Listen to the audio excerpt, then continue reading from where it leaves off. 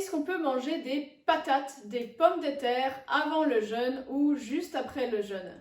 La réponse pour moi est non. Pourquoi? Parce que les pommes de terre sont de l'amidon. Cela va créer, si on en consomme beaucoup, tout comme les céréales, de l'amidonisme. Cela va surcharger le foie, les intestins et je vous déconseille d'utiliser surtout la pomme de terre en reprise alimentaire de jeûne, comme je le vois souvent sur des photos de centres de jeûne comme buffet de reprise pour les jeûneurs.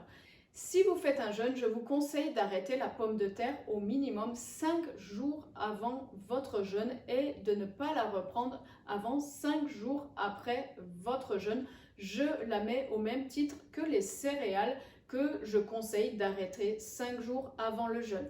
4 jours avant le jeûne jusqu'à 4 jours après le jeûne, je vous invite à consommer que des fruits et légumes crus ou cuits et durant les 2 derniers jours et les 2 premiers jours du jeûne, je vous invite à consommer surtout et presque exclusivement, si vous le pouvez, du cru et je vous invite à privilégier plutôt la patate douce si vous avez besoin un peu d'avoir quelque chose de consistant, mais d'éviter la pomme de terre. Il faut savoir aussi que la pomme de terre contient beaucoup de lectine, ce qui est inflammatoire pour l'intestin et pour l'organisme de manière générale.